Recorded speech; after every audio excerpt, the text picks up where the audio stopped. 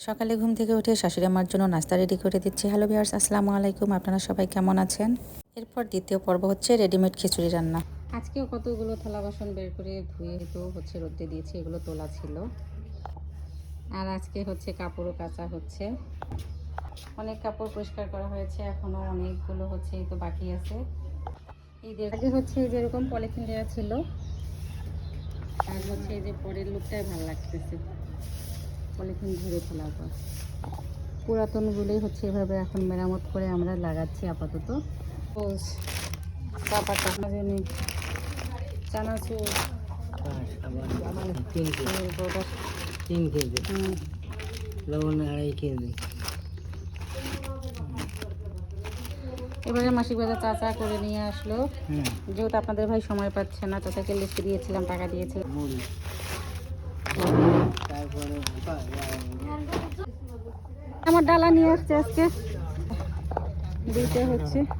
এগুলো চাল ধোয়ার জন্য ভালো হবে দুইটা। আপনি বসেন না কেন? এটা ফাটে যাবে, এটা ফাটে যাবে। এটা আমি ডিমগুলো হচ্ছে এখন পরিষ্কার করে ফ্রিজে রেখে দেব ডিটারজেন্ট দিয়ে।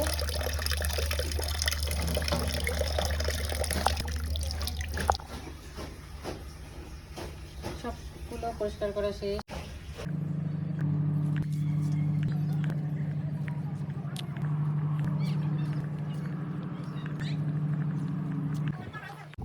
দিলাম সরিষা বাটা, দিলাম আছে হলুদের গুঁড়ো দিলাম, পরিমাণ মতো তেল দিয়ে দিলাম।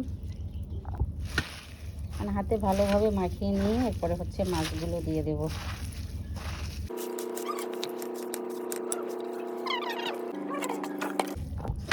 মাছগুলো দিয়ে আরেকটু হচ্ছে ভালোভাবে মাখিয়ে নেব।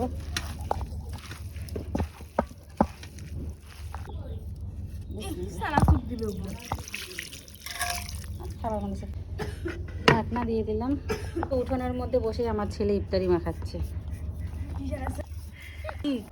আমাদের আজকের ইফতারি মাশাআল্লাহ একটু আজান দিয়ে দিল।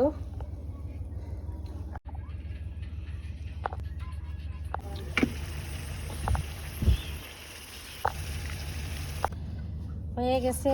পালং শাক দিয়ে হচ্ছে মাওয়া মাছ ভাজি। কেমন হবে খেতে গাইস? কে কে পছন্দ করেন? গরম গরম খেতে কিন্তু ভালোই লাগে। ডিম পানি টান করবো, মশলাগুলো কষিয়ে নিলাম। বিসমিল্লাহ মানে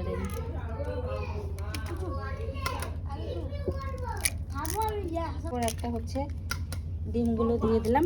ডিমগুলো কিন্তু পানি ঠান্ডা থাকাতেই হচ্ছে দিতে হবে, তাহলে ডিমগুলো একটুও হচ্ছে ভাঙবে না। পানি হচ্ছে ডিম পানি তালানি হয়ে গেল। দেখেন রান্নাবান্না শেষ করে হচ্ছে তো একটু ঘি বানিয়ে ফেললাম। আর ভিডিওটা এখানে শেষ করলাম। আমাদের গ্রামীণ জীবনের এই ভিডিওটা আপনাদের কাছে কেমন লাগলো অবশ্যই কমেন্টসে জানাবেন। ফলো দিয়ে পাশে